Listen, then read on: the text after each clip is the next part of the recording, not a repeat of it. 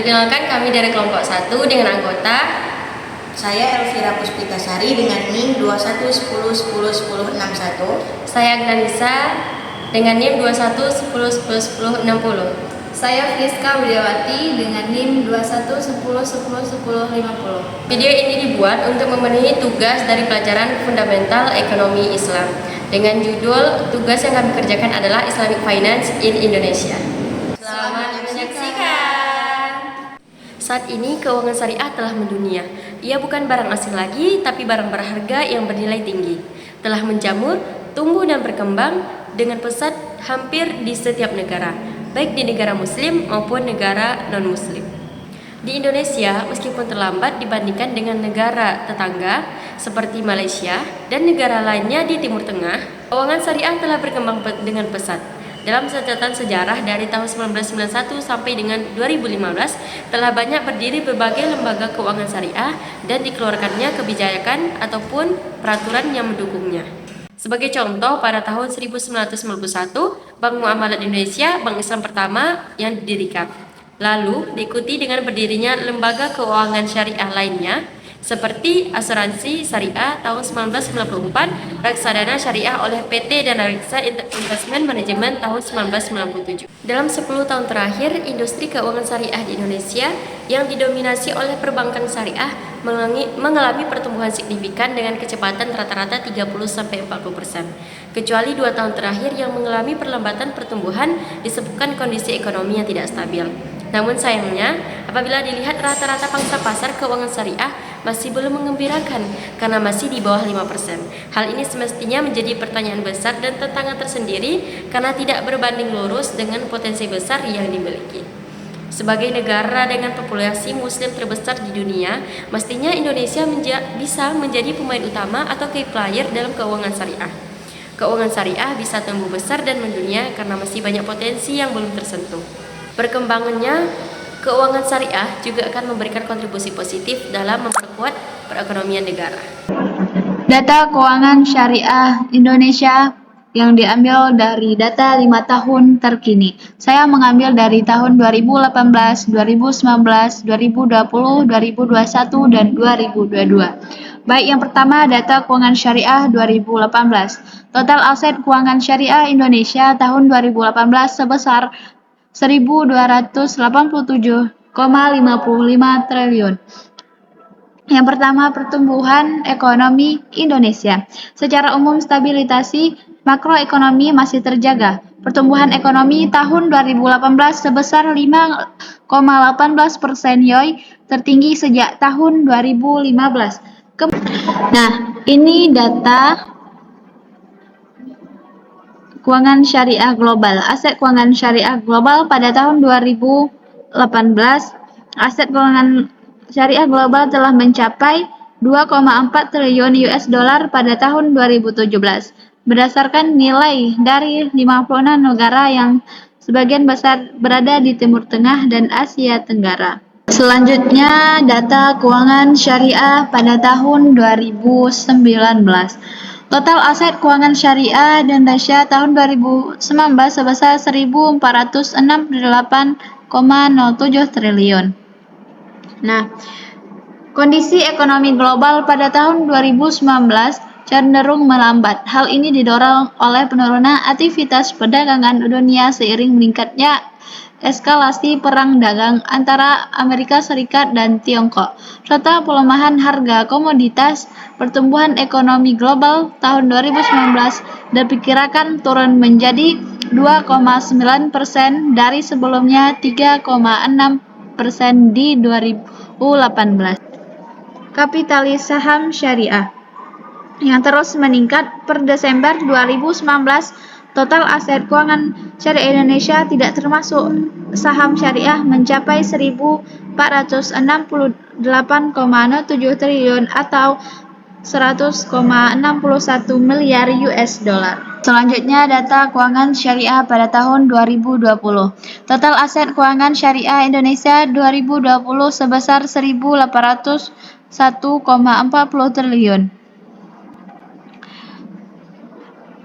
Aset keuangan syariah global telah mencapai sebesar 2,88 triliun US dollar pada tahun 2019. Angka tersebut meningkat 14% dari tahun sebelumnya, yaitu 2,51 triliun US dollar yang menandakan kembalinya pertumbuhan yang kuat setelah sebelumnya melambat di tahun 2018 dengan kisaran pertumbuhan 2%. Industri keuangan syariah global diperkirakan dapat terus tumbuh hingga 3,60% US dollar pada tahun 2024. Selanjutnya, data keuangan syariah pada tahun 2021. Total aset keuangan syariah Indonesia pada tahun 2021 sebesar 2050,44 triliun. Aset keuangan syariah global telah mencapai sebesar 3,37 triliun US dollar pada tahun 2020. Angka tersebut meningkat 13,8% dari tahun sebelumnya, yaitu 2,96 triliun US dollar yang menandakan tetap tumbuhnya industri keuangan syariah global meskipun dihantam oleh pelambatan ekonomi akibat pandemi COVID-19.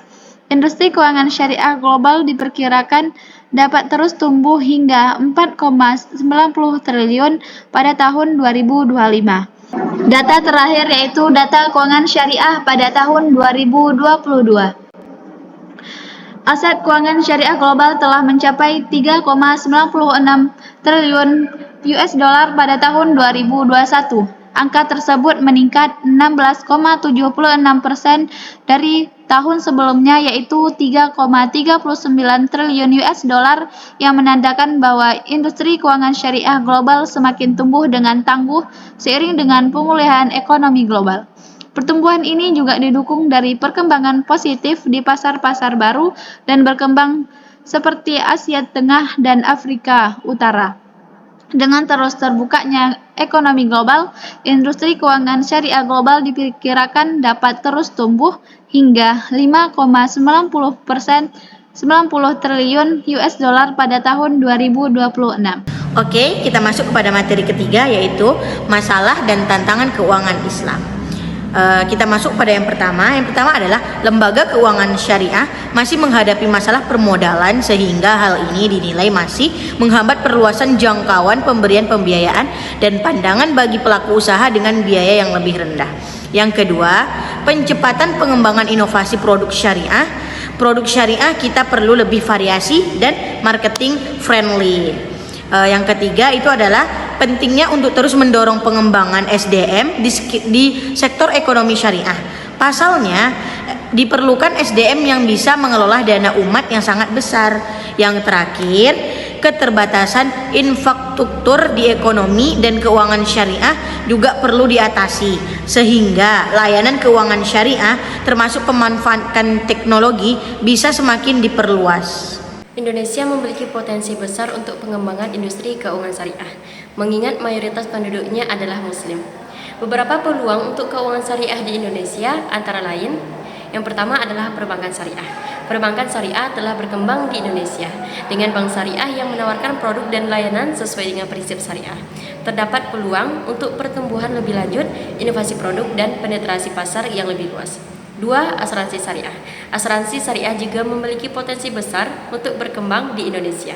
Dengan kesadaran masyarakat tentang pentingnya asuransi yang sesuai dengan prinsip syariah, perusahaan asuransi syariah dapat menghadirkan produk yang menarik dan relevan. 3. Pasar modal syariah. Pengembangan pasar modal syariah dapat memberikan alternatif investasi yang sesuai dengan prinsip syariah. Ini mencakup pengembangan instrumen investasi seperti suku dan saham syariah, serta penciptaan indeks-indeks yang mencerminkan kinerja saham-saham yang mematuhi prinsip-prinsip syariah. Yang keempat, pendanaan mikro dan UKM syariah. Pendanaan mikro dan usaha kecil menengah atau UKM merupakan sektor yang potensial untuk pertumbuhan keuangan syariah. Penyediaan pembiayaan mikro dan UKM yang sesuai dengan prinsip syariah dapat mendukung pengembangan sektor ini.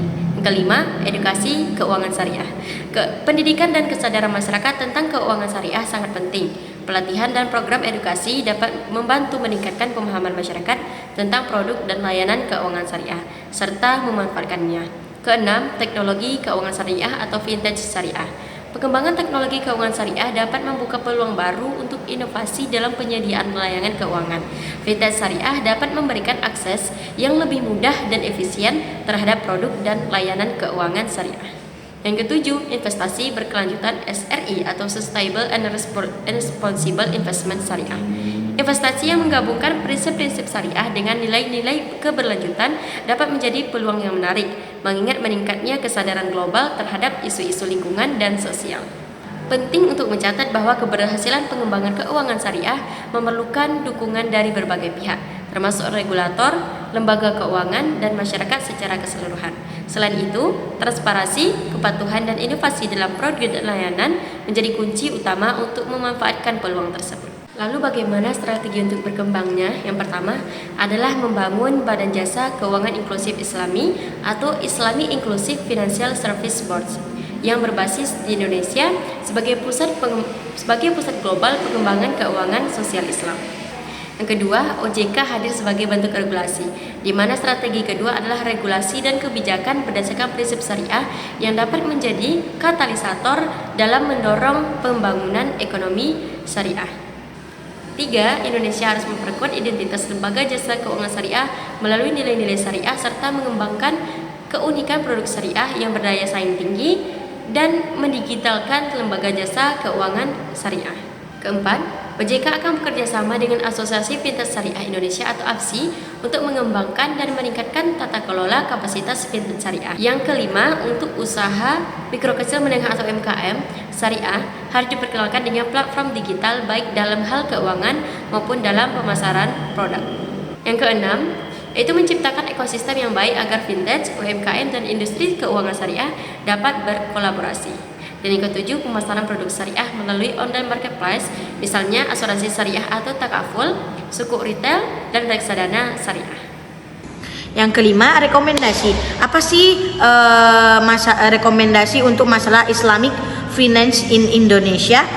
Ini adalah rekomendasinya. Rekomendasi keuangan Islam dalam mencangkup beberapa hal seperti penerapan syariah dalam praktik keuangan, memperhatikan prinsip keadilan dan kesejahteraan sosial, serta mengembangkan produk keuangan yang inovatif dan sesuai dengan prinsip syariah. Beberapa rekomendasi yang dapat dilakukan untuk memajukan keuangan Islam antara lain adalah meningkatkan kesadaran masyarakat tentang keuangan Islam, mengembangkan sumber daya manusia dan berkualitas di bidang keuangan Islam, dan memperkuat kerangka hukum dan regulasi yang mendukung perkembangan keuangan Islam. Selain itu, penting juga untuk memperhatikan isu-isu tata kelola atau pengawasan dalam industri keuangan Islam. Dalam menghadapi tantangan global, keuangan Islam dapat menjadi alternatif yang menarik dan berpotensi memberikan kontribusi positif bagi perekonomian dan kesejahteraan masyarakat. Baiklah, sekian video dari kami, semoga bermanfaat dan bisa diambil pelajaran.